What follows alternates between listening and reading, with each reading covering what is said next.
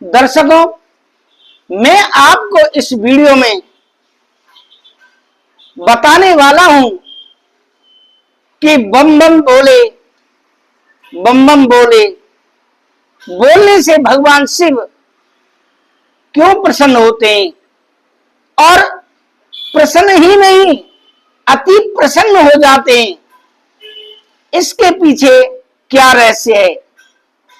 जब तक आप पूरी कथा को नहीं सुनेंगे तब तक आप बम बम बोले का मतलब भी नहीं समझ पाएंगे। और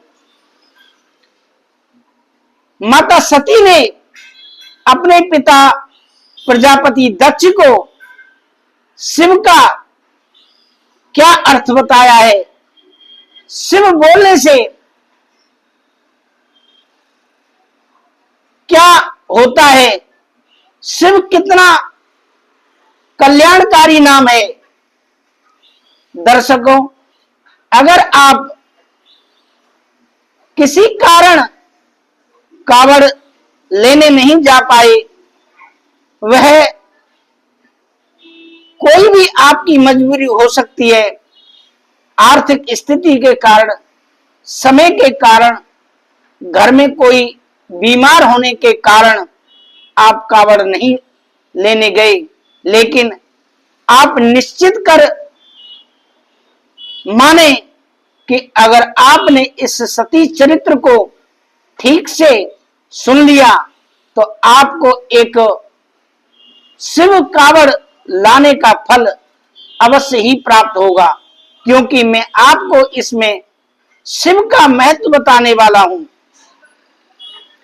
और दूसरा, बम बम बोले का मतलब बताने वाला हूं। तो मेरे साथ वीडियो में अंत तक बने रहें। अगर आप इस वीडियो को ध्यान लगाकर सुनते हैं तो अवश्य ही आपको शिव कावड़ लाने का फल प्राप्त हो सकता है। मगर कब? जब आप ध्यान लगाकर सुनेंगे। अगर आप किसी कारण कावड़ नहीं लेने जा पाए तो जो कावड़िए आ रहे हैं, शिव भक्त आ रहे हैं, उनका जरूर आप सहयोग करें, जरूर कुछ ना कुछ उनकी सेवा करें।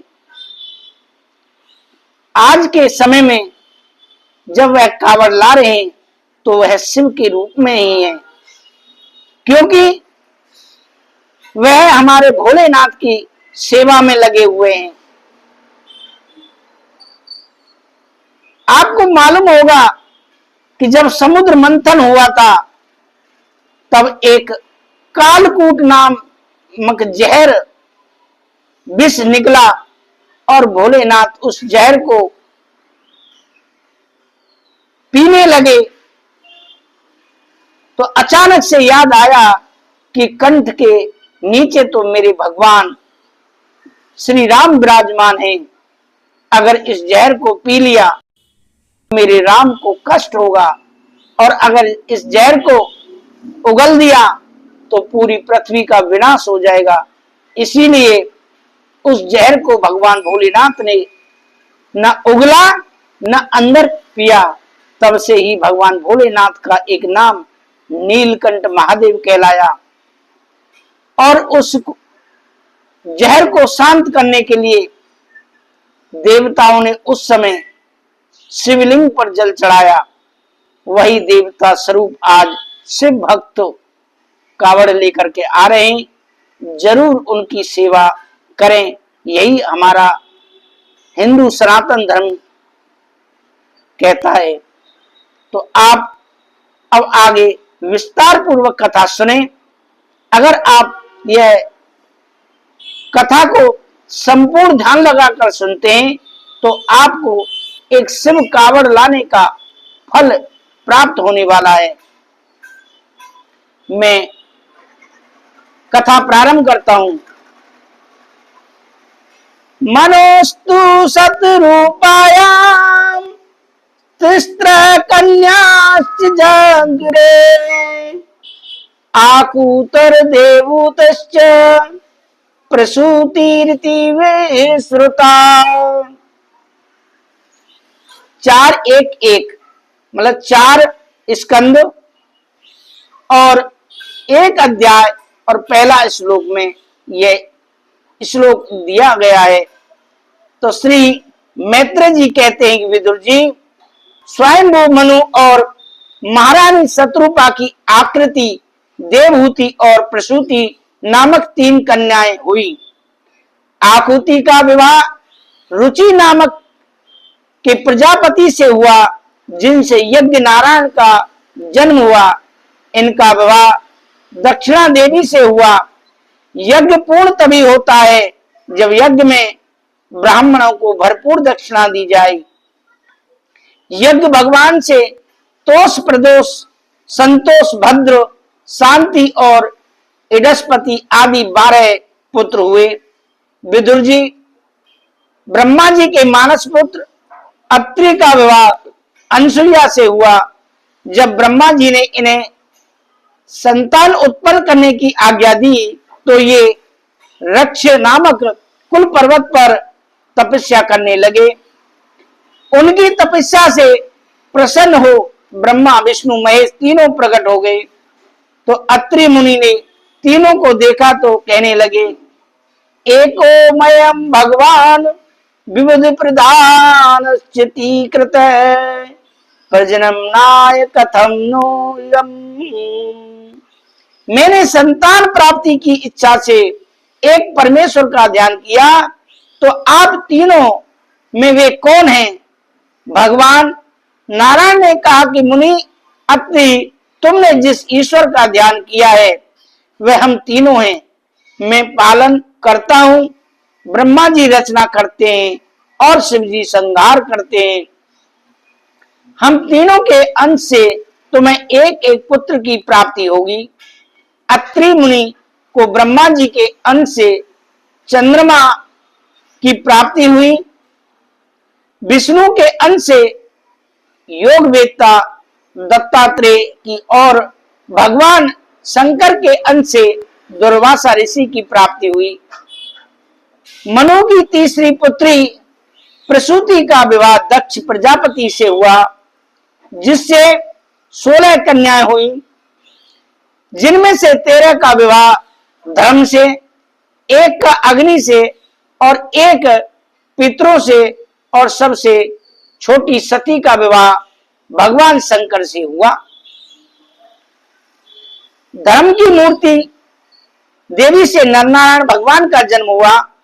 सभी के कुल की वृद्धि हुई, परंतु भगवान शंकर की पत्नी सती से किसी भी संतान की प्राप्ति नहीं हुई, क्योंकि उनके पिता दक्ष प्रजापति ने भगवान शंकर का अपमान कर दिया था, जिसके कारण युवावस्था में ही सती ने अपनी देह का त्याग कर दिया।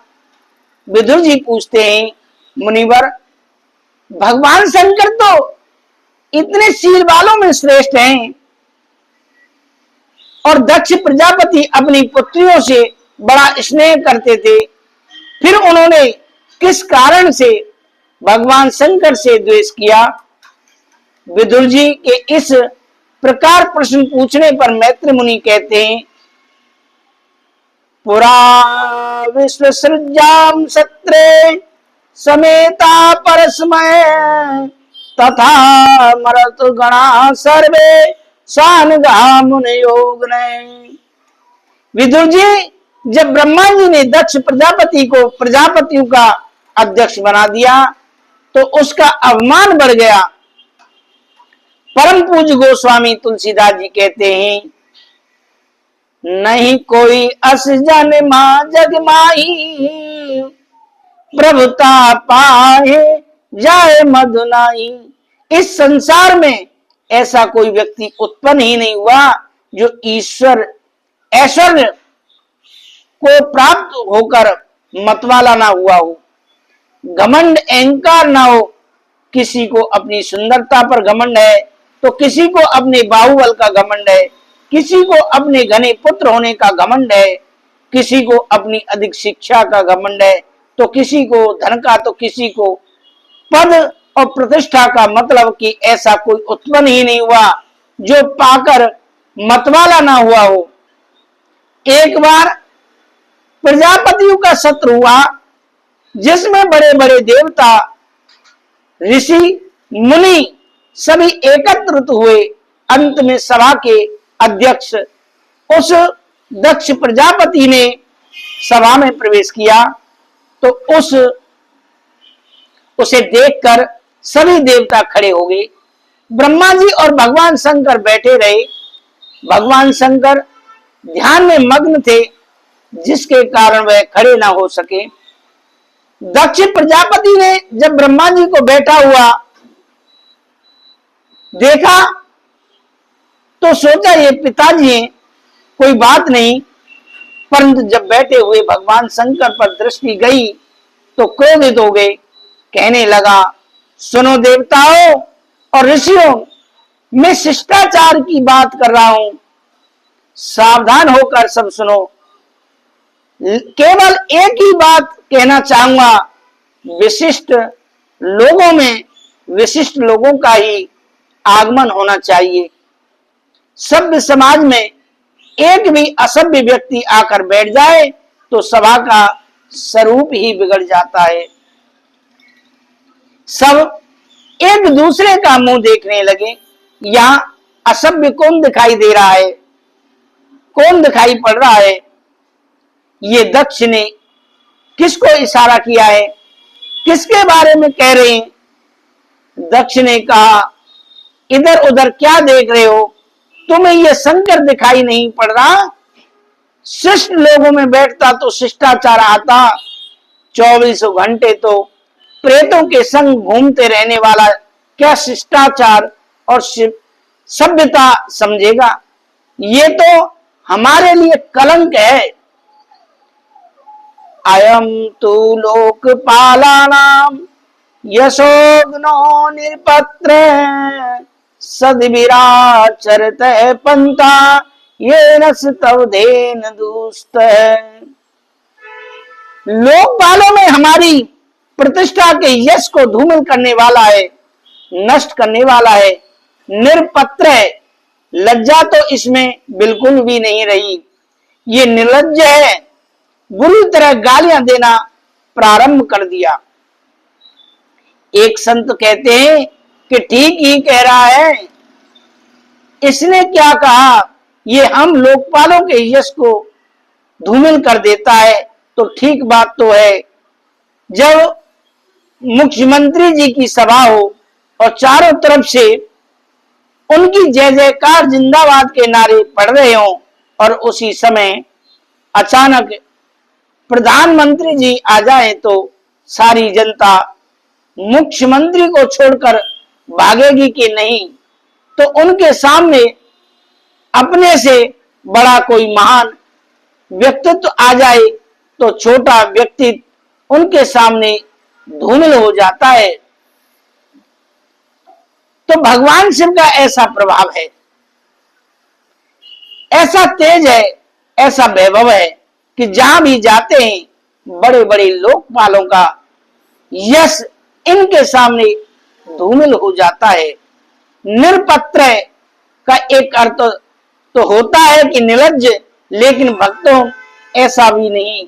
निरपत्र का दूसरा अर्थ संसार में जिनका कोई त्राण करने वाला, रक्षा करने वाला नहीं है, संसार में जिसका कोई भी रक्षक नहीं होता है, ऐसे अनाश्रितों को रक्षा प्रदान करने वाले, आश्रय प्रदान करने वाले भगवान शंकर हैं। एक बार भूत प्रेत सब रोते रोते गए। भोलेनाथ कहां जाएं? किसी के घर में जाने की कोशिश करते हैं तो वहां के लोग छू छू करके मंत्र पढ़वा कर बोतल में बंद करवा कर गड़वा देता है। कोई भी हमें अपने घर में घुसने ही नहीं देता। भोलेनाथ ने कहा, सबको छोड़ो और मेरे घर आ जाओ। सबको बुला बुलाकर अपने घर का सदस्य बना लिया और जब विवाह हो रहा था तो देवताओं ने खूब हाथ जोड़कर कहा, महाराज इन्हें बारात में मत ले जाना, नहीं तो विवाह होना मुश्किल हो जाएगा। भोलेनाथ ने कहा कि विवाह होवे या ना होवे, पर हमारे सदस्य हैं, हमारी शादी में तो भैया जरूर जाएंगे। तो फिर भगवान नारायण को कहना पड़ा, ठीक है प्रभु, आप अपनी बात लेकर बाद में ही आना, हम लोग अलग चलेंगे। भोलेनाथ ने जिन्हें आश्रय दिया उसे कभी नहीं त्यागा। ऐसे शरणदाता हैं, ऐसे परम अशरण शरण हैं। एक बार ऐसे ही सांप बिच्छू रोते हुए आए कि महाराज आपने हमें क्यों पैदा किया। शिव जी ने पूछा, तुम्हें क्या समस्या है। सर्प बिच्छू सब बोले, महाराज हमें जो देखता है हमारा मुंह कुचल करके ही फेंक देता है, दुनिया वाले मार ही डालते हैं, जिंदा छोड़ते ही नहीं, इतनी घृणा हमसे करते हैं। भोलेनाथ ने कहा, सबको छोड़ो, मेरे पास आ जाओ, और उठा उठाकर उन सांप बिच्छू को ही अपने हृदय का हार बनाकर धारण कर लिया। भुजगेंद्र हारम, भुजंगों को ही जो अपना हार बना ले, सांप बिच्छुओं को ही अपना कुंडल बना लिए। दुनिया जिनसे घृणा करती है उन्हें आश्रय भोलेनाथ देते हैं। आग धतूरा कोई पसंद नहीं करता है। भोलेनाथ ने कहा कि ये आग धतूरा हमें चढ़ाओ। जिनका कोई रक्षक नहीं, उन्हें सुरक्षा व आश्रय प्रदान करने वाले भगवान शंकर हैं। तो महापुरुष लोग तो निंदा में भी स्तुति निकाल लेते हैं। चश्मा जिस रंग का होगा वैसा ही संसार दिखेगा। आज अवमान के रंग में रंगा हुआ दक्ष, प्रजापति दक्ष, जब भगवान शंकर को देखता है तो उसे दोष ही दोष नजर आ रहे हैं। शिव निर्लज्ज है, हमारे यश को धूमिल कर देने वाला है, इसके साथ बैठने का धर्म नहीं। एक ने दक्ष से पूछा, तुम्हें इतने दोष दिखाई पड़ रहे हैं तो फिर बेटी ही क्यों ब्याह दी है। इसे क्या बोलते हैं, आग में घी डालने वाली बात। जब बेटी का हाथ सौंपा तब तुम्हें ये दोष दिखाई नहीं पड़े। तब तो दक्ष गर्म हो गया, ये मेरा दामाद, ये मैं इसे अपनी बेटी कभी नहीं देता, जीवन में ब्याहने वाला नहीं था। मैंने अपने पिता ब्रह्मा जी का आदेश पालन करने के लिए अपनी बेटी इसे ब्याही थी, अन्यथा कहां मेरी मृगलोचनी कन्या और कहां ये बंदर जैसी आंख वाला शंकर। दक्ष बोला, मैंने अपनी मृगलोचनी कन्या का विवाह इस मरकट लोचन के साथ कर दिया। ऐसे ऐसे कटु वाक्य बोले कि नंदीश्वर जी से नहीं रहा गया, तमक कर खड़े हुए। तभी इसे जवाब देता हूं, पर भोलेनाथ ने इशारा किया, चुप बैठो। नंदीश्वर ने कहा, वाह महाराज, आपको कोई बंदर की आंख वाला बोले, आपके बारे में बुरा कहे और मैं चुपचाप बैठा रहूं। हरि हरि निंदा सुनहु जो काना, होई पाप गो घातु समाना। नंदीश्वर बोले, स्वामी आपकी निंदा सुनने वाले को गौ घात का पाप लगता है। मैं आपका दोष ना देख सकता हूं और ना सुन सकता हूं। भोलेनाथ मुस्कुरा पड़े, अरे भाई कोई बात नहीं, गाली दे रहे तो क्या हुआ, ये कोई अन्य नहीं, ये हमारे ससुर जी हैं। तो बेटा ससुराल की गाली तो सबको खानी पड़ती है। अंतर इतना है कि और लोग शादी में गाली सुनते हैं और हम शादी के बाद सुन रहे हैं। तुम भी सुन लो। अनुमति नहीं मिली तो नंदीश्वर बेचारे मन मार कर रह गए और शिव जी से बोले, ठीक है महाराज सुनो। और दक्ष का दुस्साहस बढ़ता ही चला गया। स्थिति ये आ गई कि क्रोध में भरे दक्ष ने अंतोगत्वा भगवान शिव को साप ही दे डाला। आज के बाद शंकर को किसी भी यज्ञ में कोई भी भाग ना दिया जाए।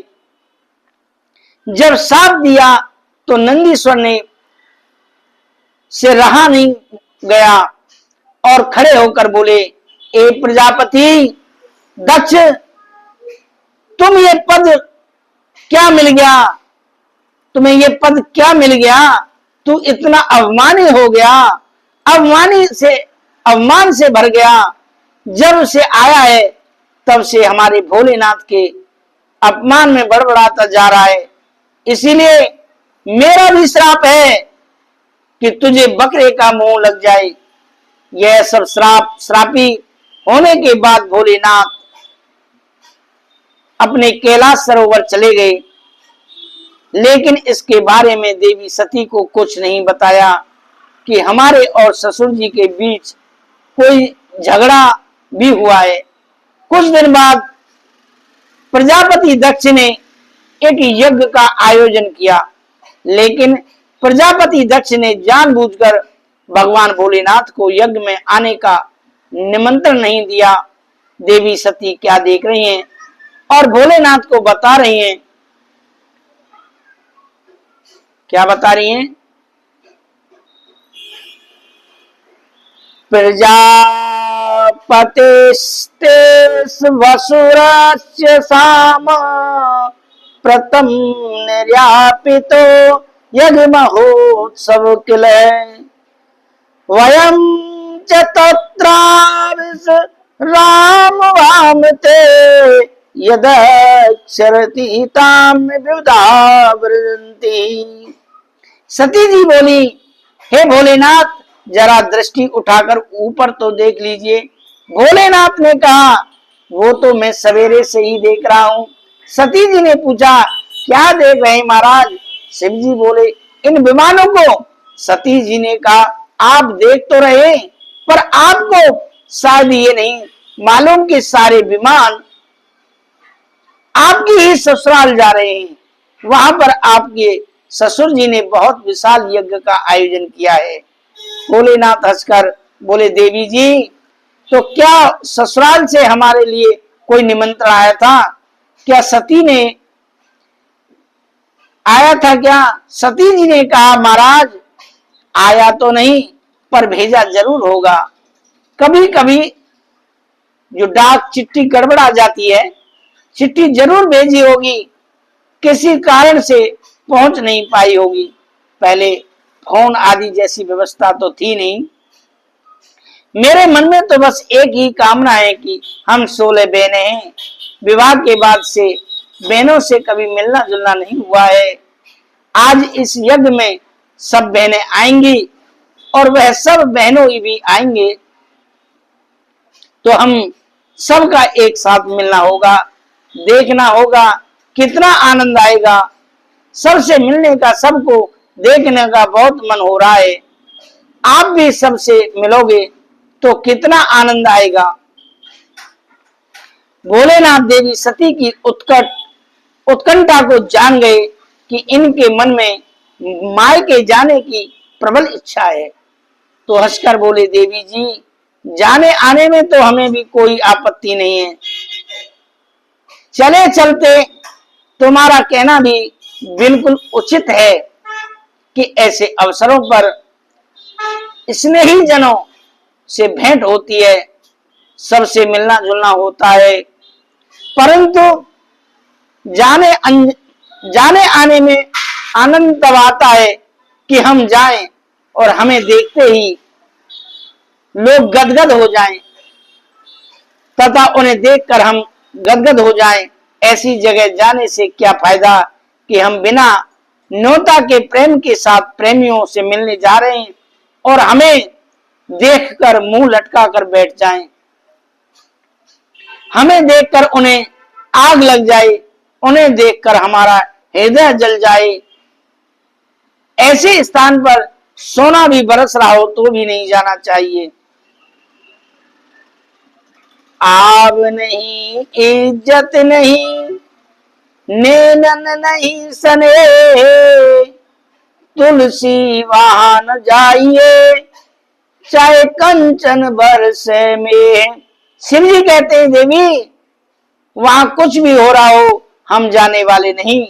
सती जी ने कहा आपने यहाँ बैठे बैठे कैसे सोच लिया कि हम जाएंगे और हमें देखकर वह प्रसन्न नहीं होंगे। अरे यदि हम पहुंचे भी तो पिताजी तो कान पकड़ करके माफी मांगने लगेंगे कि बेटी मैं पत्र देना भूल गया। क्या करें, बड़े बड़े कार्यक्रमों में कभी कभी बड़े खास से खास निकटतम लोग भी छूट जाते हैं, पर ये गलती अनजाने में हो जाती है। आप चलिए तो सही।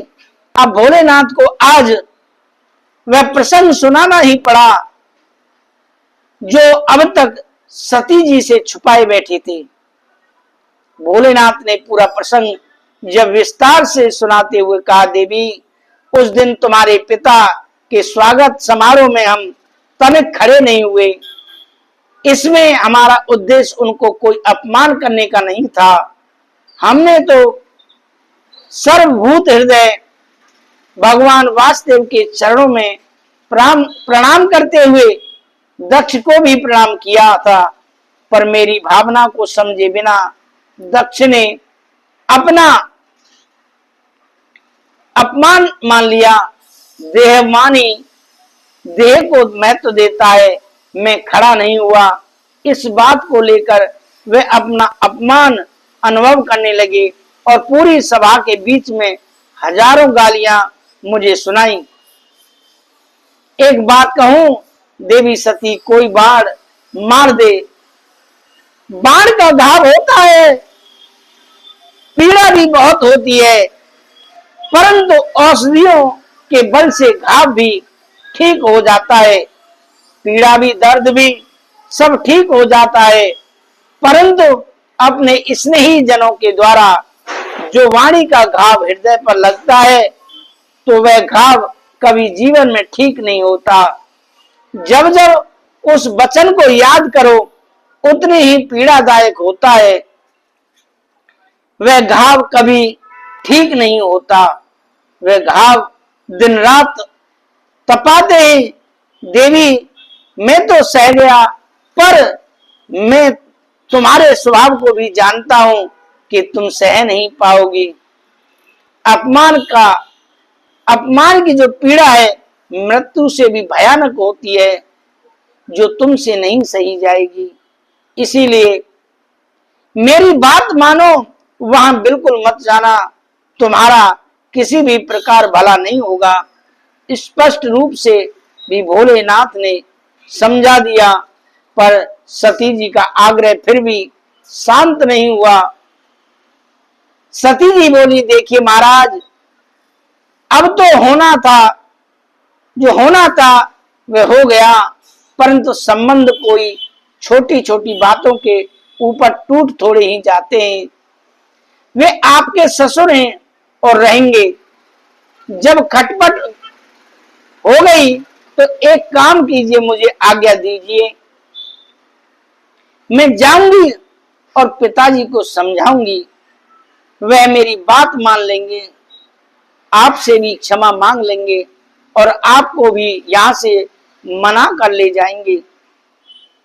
यदि आप भी नहीं गए और मैं भी नहीं गई तो हम लोगों की ये घर की लड़ाई पूरे समाज में फैल जाएगी। जितने भी बड़े देवी देवता वहां पहुंचेंगे तो एक ही चर्चा करेंगे कि दक्ष के दामाद का झगड़ा अभी भी ठीक नहीं है, ठीक नहीं हुआ, इसीलिए न बेटी आई और न दामाद, तो घर की बात, घर की लड़ाई चारों तरफ चर्चा का विषय बने, ये कोई अच्छी बात नहीं है। आप मुझे आज्ञा दें। भोलेनाथ समझ गए कि होनी बहुत बलवती मालूम पड़ती है। मेरा इतना समझाने पर भी सती मेरी बात नहीं मान रही है। पुरुषार्थ करने में कोई कसर नहीं छोड़नी चाहिए, और उसके बाद भी बात नहीं बने तो परमात्मा के ऊपर छोड़ देना चाहिए। होए सोए जो राम रचरा का, को कर तर्क बढ़ा वही साका। भोलेनाथ बहुत प्रकार समझाकर भी जब देख लिया कि सती मान नहीं रही है, तो भोलेनाथ ने कहा, देवी अब तो तुम्हें अच्छा लगता है सो करो। और भोलेनाथ को आंख बंद करके, भोलेनाथ जो है आंख बंद करके बैठ गए। भगवती सती बोली, महाराज तो मैं जा रही हूं। भोलेनाथ कुछ बोले ही नहीं, फिर भी नहीं बोले तो सती जी प्रणाम करके चल पड़ी। सती जी चलते चलते सोचती जा रही है कि हे भगवान, कहीं भोलेनाथ नाराज तो नहीं हो जाएंगे, कहीं असंतुष्ट तो नहीं। अच्छा, दोबारा कोशिश करती हूं। मेरे भोलेनाथ तो आशुतोष हैं, बहुत जल्दी खुश हो जाते हैं। दोबारा प्रयत्न किया तो शायद प्रसन्न हो जाएं। बहुत दूर तक जाने के बाद फिर लौट पड़ती हैं, फिर चरण दबाने लगती हैं, फिर अनुमति मांगने लगती हैं, पर कोई उत्तर जब भोलेनाथ की ओर से नहीं मिलता है तो फिर निकल जाती हैं। सती जी जाने लगती हैं तो भोलेनाथ धीरे से आंख खोलकर देखने लगते हैं कि क्या सचमुच गई।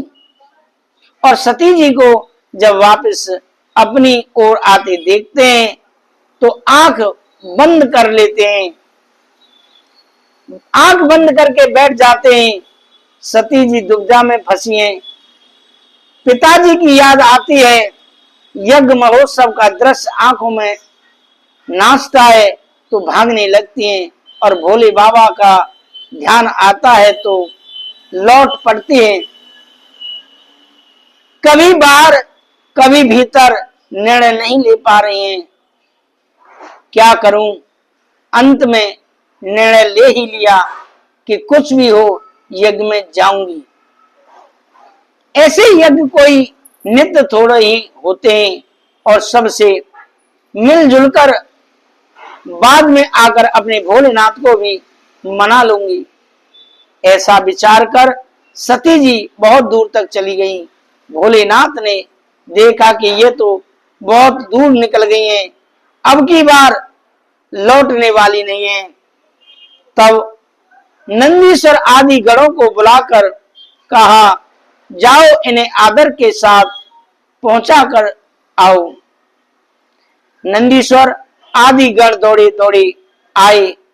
माता जी हम सेवकों के रहते आप पैदल अकेली जावें, हमारे लिए धिक्कार है, आज्ञा करो माँ, कहाँ चलना है। भगवती सती बोली, मेरे पिता के यहाँ बहुत बड़ा यज्ञ हो रहा है, चलना हो चाहो तो तुम भी लोग चल सकते हैं। सब भूत प्रेतादि भी भगवती के साथ जय जयकार बोलते हुए चलने के लिए तैयार हो गए और चल पड़े। गढ़ों से गिरी हुई सती महारानी यज्ञ स्थल में पहुंच गई।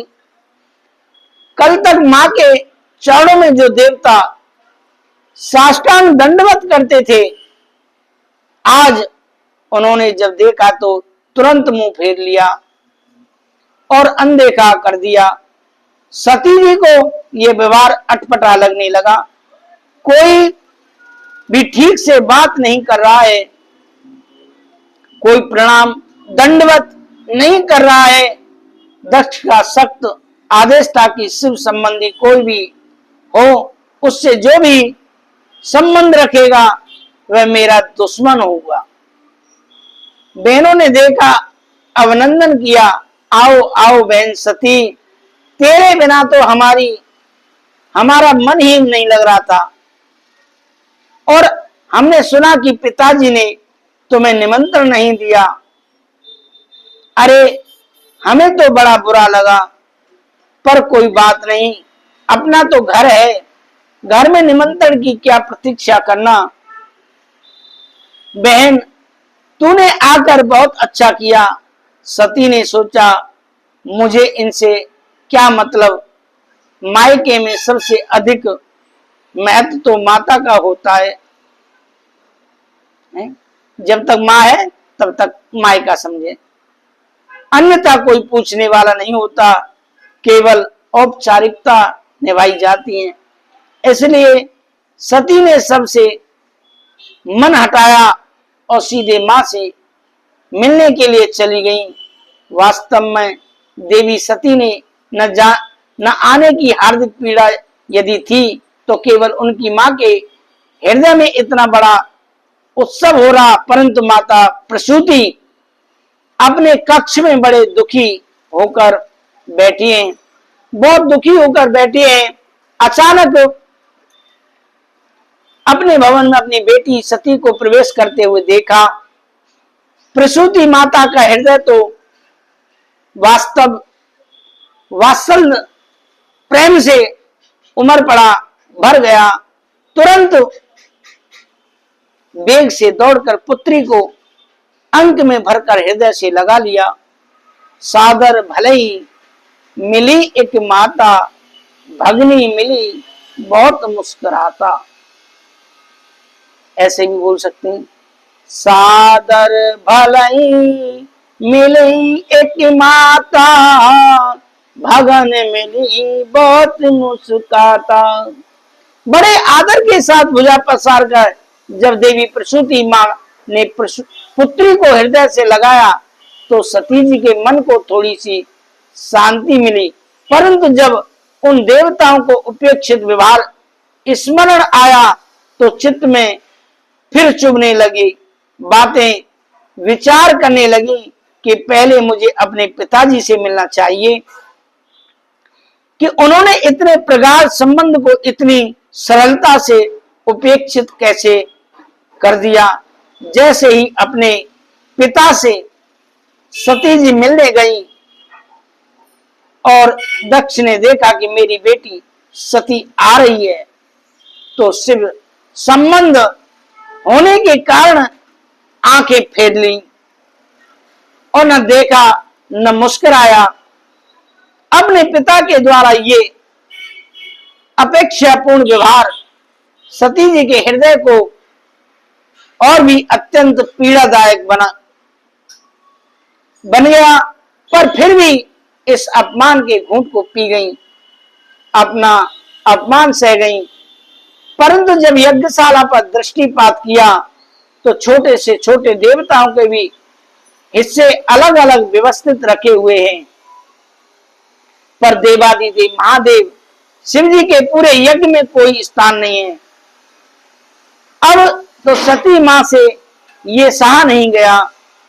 एक पतिव्रता अपना अपमान सह सकती है, एक पतिव्रता अपना अपमान सह सकती है, परंतु अपने पति परमेश्वर का अपमान उससे कदापि सहा नहीं जा सकता।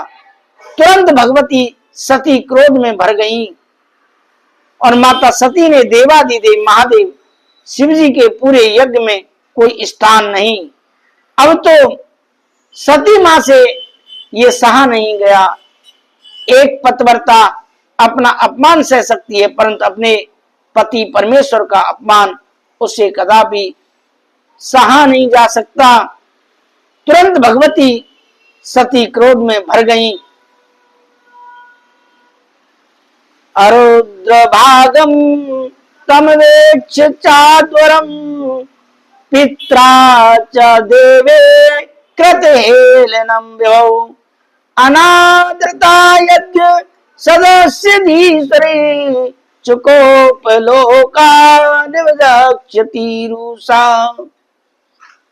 मैत्र मुनि कहते हैं, विदुर जी, भगवती सती ने जब क्रोध पूर्वक चारों तरफ दृष्टि डालकर देखा तो ऐसा लग रहा था कि जैसे माता सती आज 10 दिशाओं को दग्ध कर देंगी। माता सती की नेत्रों से अंगारे बरसने लगे। प्रजापति दक्ष को ललकारना प्रारंभ किया।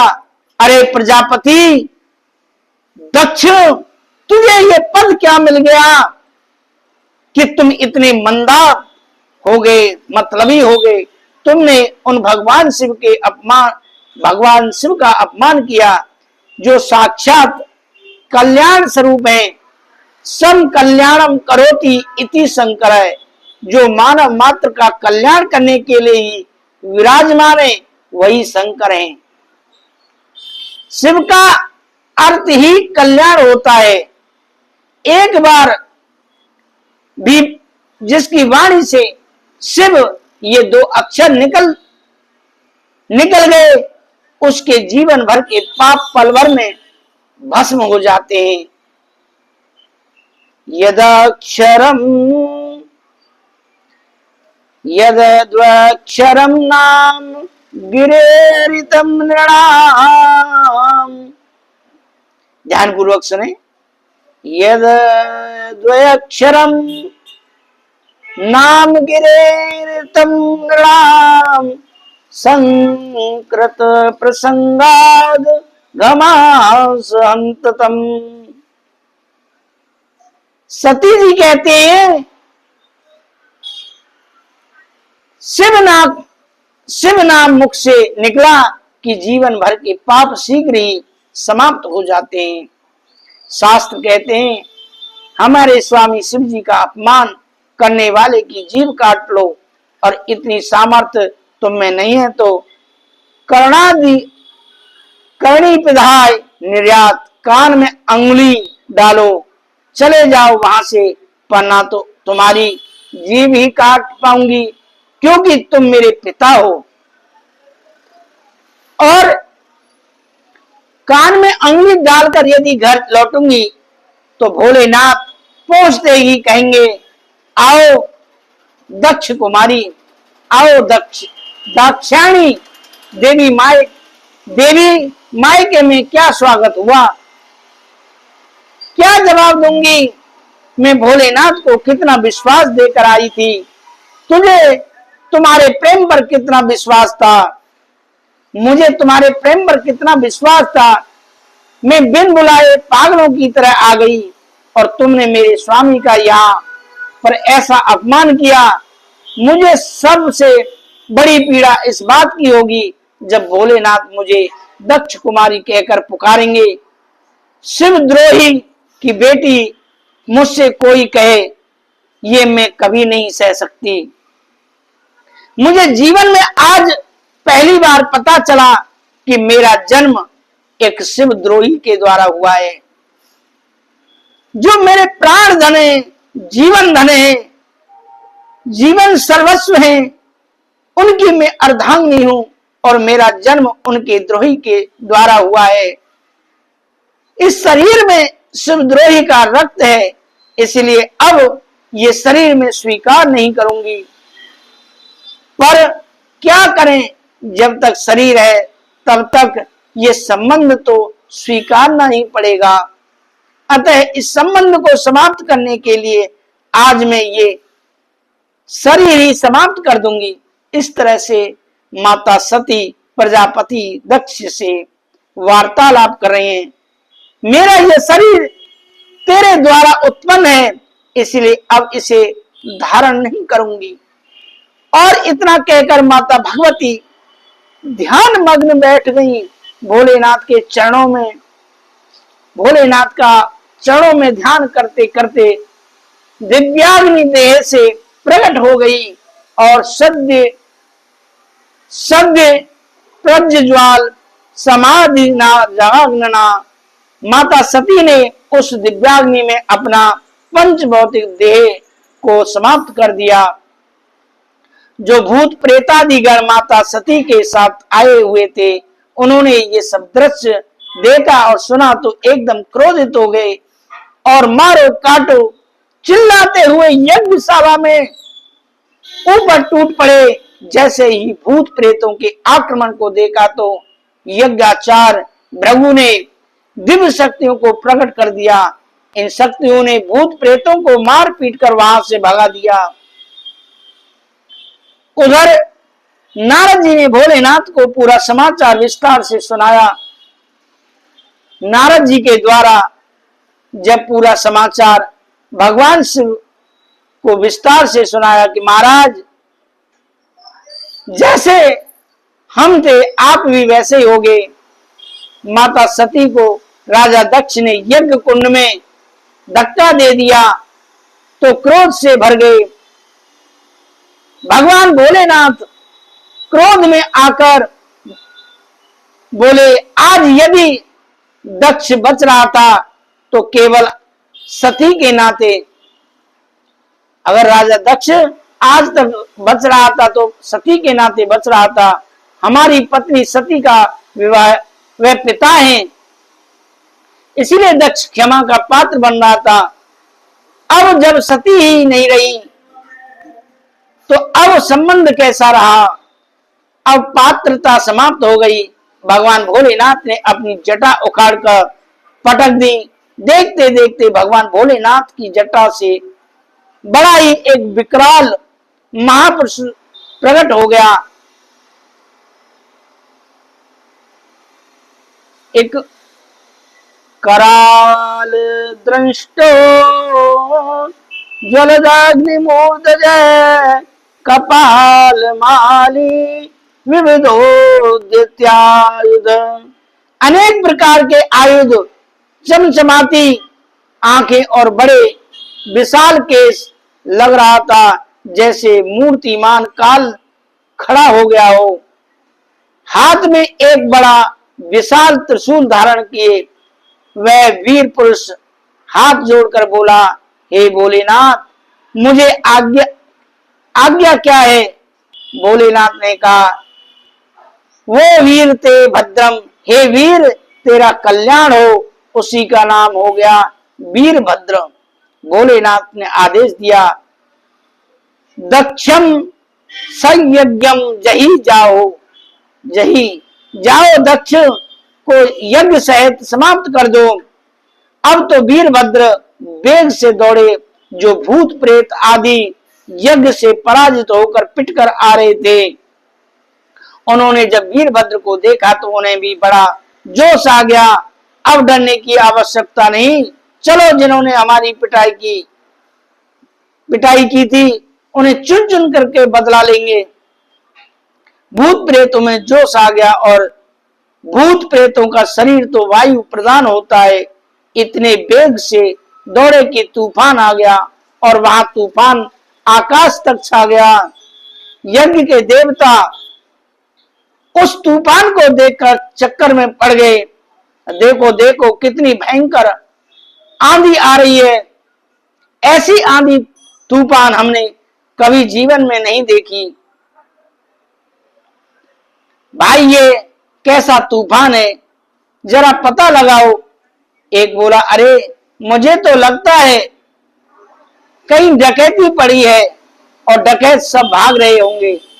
एक ने कहा, क्यों भाई, इस समय राजा प्राचीन वही का राज्य है, राजा प्राचीन वही के राज्य में भी भला कोई डकैत हो सकता है, वे बड़े उग्र शासक हैं। दूसरा बोला, लगता है घास चरकर जब लाखों गाय एक साथ दौड़ती हैं तो ऐसी धूल उड़ती है। एक ने कहा, गावो ना काल्यंत इदम कृतोरजो, ये गायों के आने का समय नहीं तो इतनी धूल फिर कैसी है। एक तो बोला, मुझे लगता है कि प्रलय होने का समय आ गया है, ये प्रलयकारी प्रबंधन है। एक ने कहा, प्रलय होने का समय तो अभी आया नहीं है। लोकोदना किम प्रलय या कल्पते, अब जब तक देवता कुछ निर्णय ले पाते तब तक तो शनि शनि तूफान ने यज्ञशाला को ही घेरना प्रारंभ कर दिया। और यज्ञ के चारों तरफ उससे उस तूफान को आते देखा तो भूत प्रेत दिखाई पड़े। देवता समझ गए अब कुछ गड़बड़ होने वाला है, भाग लो यहां से। जैसे ही देवताओं में भगदड़ मच गई कि वीरभद्र ने आदेश दिया सबको बंदी बना लो, एक भी भाग न पावे। दौड़ दौड़कर भूत प्रेतों ने देवताओं को पकड़ना प्रारंभ कर दिया। जिसकी पकड़ में जो आया उसी को धर पकड़ा। भृगु मुनि उठकर भागे तो मणिमान नाम के गण भृगु जी को दबोचा। वीरभद्र ने दौड़कर प्रजापति दक्ष को पकड़ लिया। किसी ने पूछा को, किसी ने भग को, सबको पकड़कर कहा भाई कहां भाग रहे हो? यज्ञ में भाग लिया है तो अपना भाग लेकर ही भागिए, खाली हाथ मत जाइए। सबको पकड़ पकड़ कर बांधना प्रारंभ कर दिया। वीरभद्र ने आदेश दिया पूरा यज्ञ तहस नहस कर दो, सब बराबर हो जाए। सभी शिवगण यज्ञशाला पर टूट पड़े, बल्लियां उखाड़ उखाड़ कर पटकने लगे। कुछ भंडारे में घुस गए तो रायते के कुंड में हर हर महादेव डुबकी मार के नहाने लगे। सब भंडारा चौपट कर दिया, सारी बल्लियां उखाड़कर यज्ञ तहस नहस कर दिया। अंत में सबको बंदी बनाकर खड़े किए हुए उन भूतों से वीरभद्र ने पूछा अब बताइए इन्हें क्या दंड दिया जाए? भूत प्रेतादि बोले महाराज ये सफेद दाढ़ी वाले बाबा भृगु मुनि जो खड़े हैं इन्होंने हमारी बहुत पिटाई कराई है। हम पिट रहे थे और ये बाबा दाढ़ी पर हाथ घुमा रहे थे, हाथ घुमा घुमा कर बड़े प्रसन्न हो रहे थे। इतना सुनते ही वीरभद्र को क्रोध आया, उनकी दाढ़ी मूछ दोनों पकड़कर एक झटके में सारे बाल नोच डाले और दाढ़ी उखाड़कर भृगु को थमा दी। शिवगणों ने कहा महाराज ये जो पूषा देवता खड़े हैं, जब हम पिट रहे थे तो हमारी तरफ ही मुंह करके खूब बत्तीसी दिखा रहे थे। सुनते ही वीरभद्र ने एक मुक्का जोर से मुंह में मारा कि सारी बत्तीसी टूटकर बाहर गिरे। पूरा वेदांती हो गया, बेचारा एक भी दांत मुंह में नहीं रहा। शिवगणों ने कहा कि प्रभु ये जो भग देवता खड़े हैं, हम पिट रहे थे तो हमारी तरफ आंखें मटका मटका कर खूब हंस रहे थे। तो वीरभद्र ने भग देवता की दोनों आंखें दोनों उंगलियां डालकर बाहर निकाल ली। इस प्रकार से जितने देवता सम्मिलित हुए सबका अंग प्रत्यंग विहीन करके देवताओं को जो भगा दिया। परंतु जब प्रजापति दक्ष की बारी आई तो उठाकर पटका और भोले बाबा का ध्यान करके प्रजापति दक्ष का सिर उखाड़ के हवन कुंड में स्वाहा कर दिया। भोलेनाथ की जय जयकार करते हुए सब शिवगण लौट गए। परंतु जो देवता खंडित हो गए थे वह रोते रोते ब्रह्मा जी की शरण में गए। सबने अपनी अपनी दुर्दशा सुनाई। ब्रह्मा जी हंसने लगे, अरे देवताओं बिना विचारे जो करे सो पाछे पछताए। उस यज्ञ में भाग तो हमें भी परोसा गया था पर हम तो नहीं गए। जहां भगवान शिव का अपमान होगा वहां हम कैसे जा सकते हैं? भगवान नारायण का भी भाग था पर नारायण भी नहीं गए। तो जब हम तीनों ही नहीं गए तो तुम क्यों गए चले गए? तुमने विचार क्यों नहीं किया? तुमने शिव का अपराध किया है, उन्हीं की शरण में जाओ। वह ही ठीक करेंगे और घबराओ मत, मैं तुम्हारे साथ चलता हूं। भगवान भोलेनाथ क्षणे रुष्ट है, क्षणे तुष्ट है, रुष्ट है, तुष्ट है, क्षणे क्षणे। जितने जल्दी नाराज होते हैं उतनी जल्दी प्रसन्न भी हो जाते हैं। वे आशुतोष हैं। सब देवताओं को लेकर ब्रह्मा जी पधारे। जैसे ही ब्रह्मा जी कैलाश पर्वत पर आए तो देखा कि भोलेनाथ एक विशाल बरगद के नीचे विराजमान हैं। देवताओं ने दूर से भोलेनाथ के उस विचित्र वैराग्य स्वरूप को दर्शन किया। ब्रह्मा जी से बोले, महाराज आप ही वहां पधारिए और उचित लगे तो हमें इशारा कर देना, हम तुरंत दौड़कर आ जाएंगे। उनके पास जाने का साहस नहीं होता तो देव समाज को वहीं बैठाकर ब्रह्मा जी सबसे पहले शिव जी के पास पहुंचे। ब्रह्मा जी को देखते ही भोलेनाथ खड़े हो गए और ब्रह्मा जी को प्रणाम करके आदर के साथ आसन दिया। प्रणाम कैसे किया? जैसे वामन भगवान कश्यप जी को पिता होने के नाते प्रणाम करते हैं। भगवान वामन साक्षात नारायण विष्णु हैं, पर व्यवहार जगत में कश्यप जी उनके पिताजी बने हैं, इसलिए वामन भगवान को प्रणाम करना पड़ता है। उसी प्रकार भगवान भोलेनाथ तो समस्त देवताओं के परम पूज्य, परंतु व्यवहार में ब्रह्मा जी के भक्ति से प्रकट होने के नाते उन्हें पिता मानकर प्रणाम कर रहे हैं।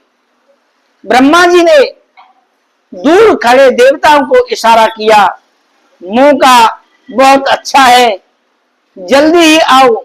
सभी देवता दौड़कर आए और सब भोलेनाथ के चरणों में साष्टांग दंडवत करने लगे।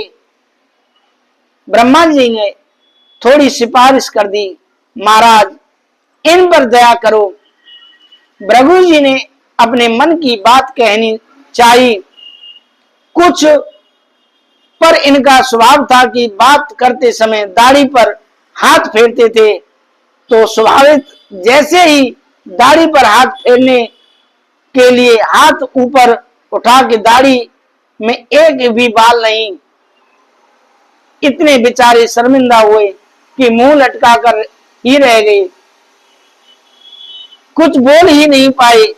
ब्रह्मा जी ने ही कहा कि हे भोलेनाथ अब इन पर दया करो, बिना दाढ़ी के रह नहीं पाएंगे, इनके स्वभाव में आ गया है और इनकी दाढ़ी आपके विरोधी यज्ञ में स्वाहा हो गई है।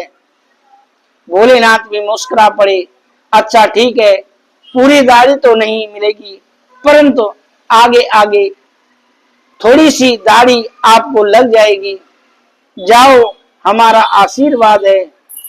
भृगु जी बोले, बस बस महाराज इतने में काम चल जाएगा, कुछ होना जरूरी चाहिए। पूषा देवता तुरंत आगे बढ़े, देखो महाराज मुंह में एक भी दांत नहीं बचा, सारी दंतावली बाहर निकाल दी, कैसे भोजन करूंगा। भोलेनाथ ने कहा, सत्तू घोल घोल कर पियो, दांतों की कोई जरूरत नहीं पड़ेगी, पिष्ट भूख बन जाओ। भग देवता ने कहा, देखो आंखें फोड़ दी, मैं तो अंधा ही हो गया। भोलेनाथ ने कहा, तुम मित्र देवता की दृष्टि से देख सकोगे। इस प्रकार से समस्त देवताओं को स्वस्थ करते हुए जब भोलेनाथ थोड़े से अनुकूल दिखाई पड़े, देवताओं ने कहा, सरकार चलकर उस यज्ञ को भी सफल कर दीजिए। भोलेनाथ ने कहा, यज्ञ में भाग तो मिलने वाला नहीं, हम जाकर क्या करेंगे। सारे देवता एक स्वर में बोले, हे यज्ञ हंता भोलेनाथ, आज से जो भी यज्ञ में सामग्री अवशेष बचेगी वह अवशिष्ट सामग्री आपका ही भाग माना जाएगा। दर्शकों, कहने का मतलब यह है कि जब हम यज्ञ करते हैं और जो सामग्री हवन कुंड से बाहर गिर जाती है वो भगवान भोलेनाथ का हिस्सा होता है। वह सामग्री उठाकर हवन कुंड में नहीं डालनी चाहिए। भोलेनाथ संतुष्ट हो गए और जो बच जाए बहुत है। सारे देवता भोलेनाथ को मना कर ले आए। भोलेनाथ से कहा, महाराज यज्ञ सफल करो। भोलेनाथ ने कहा, यजमान को बुलाओ। देवता बोले, सरकार यजमान का धड़ तो ये पड़ा है और सिर स्वाहा हो गया। भोलेनाथ को ससुर जी की दुर्दशा देखकर दया आ गई। तुरंत बकरे का सिर जोड़कर ससुर जी को पुनर्जीवित कर दिया। दक्ष के धड़ में जब बकरे का सिर लगाया, पुनर्जीवित हुए तो भोलेनाथ की महिमा को समझा। सती जी के वियोग का स्मरण आया तो गदगद कंठ हो गया और नेत्र सजल हो गए। दक्ष ने भोलेनाथ के चरणों में प्रणाम करते हुए बड़ी सुंदर स्तुति प्रारंभ कर दी। हे भोलेनाथ, आपने मुझे दंड देकर मुझ पर बड़ा भारी अनुग्रह किया था, क्योंकि मैं बहुत उदंड हो गया था। और दंड किस लिए दिया जाता है कि सुधर जाए, और दंड उसी को दिया जाता है जिसे हम अपना समझते हैं। कई बच्चे उत्पात मचा रहे हों, उदंडता कर रहे हों, तो हम अनदेखा करके चले जाएंगे कि हमें क्या लेना देना।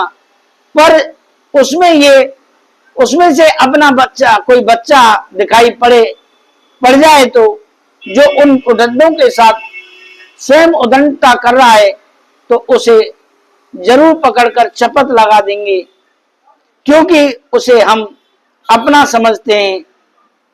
उस पर हमारा अधिकार है। तो जिससे प्रेम किया जाता है उसी को दंड देने का अधिकार भी रखा जाता है।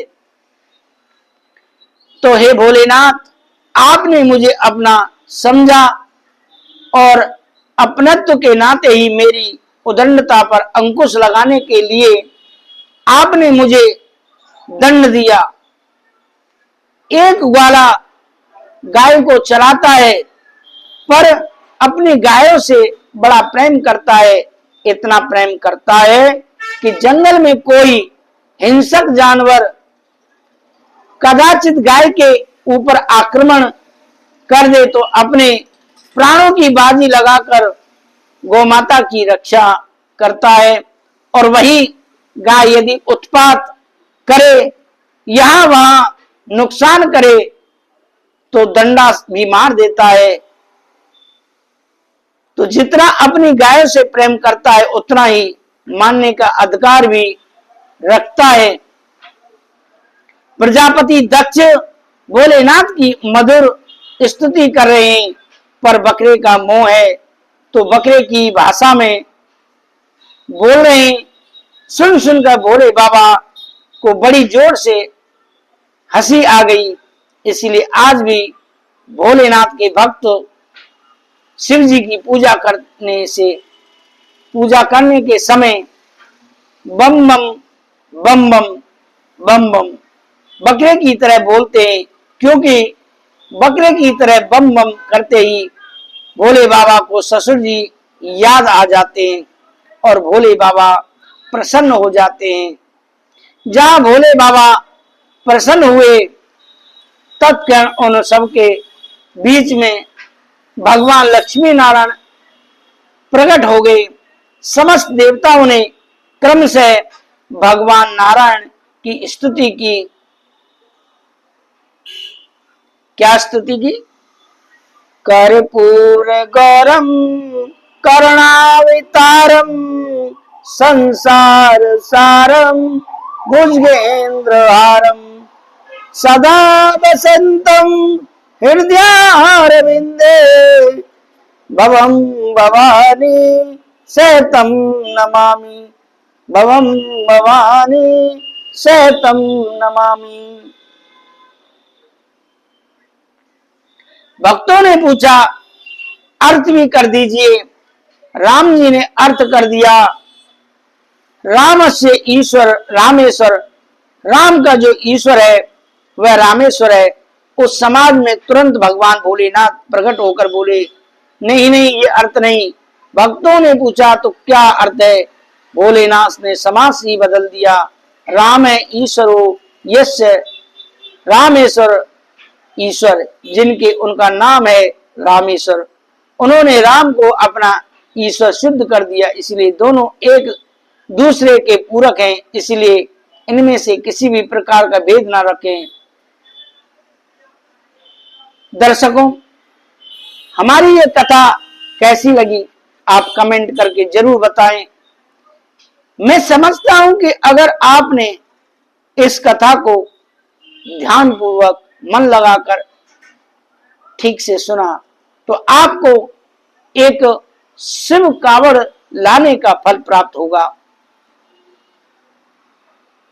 बम बम बोले, बम बम बोले, बम बम बोले। बम बम बोले का मतलब समझ ही गए होंगे कथा सुनने से कि जब भक्त बम बम बोले बोलते हैं तो भगवान शिव प्रसन्न हो जाते हैं, उन्हें ससुर जी की याद आ जाती है। और शिव का अर्थ भी माता सती ने बताया। शिव जो है बड़ा कल्याणकारी नाम है।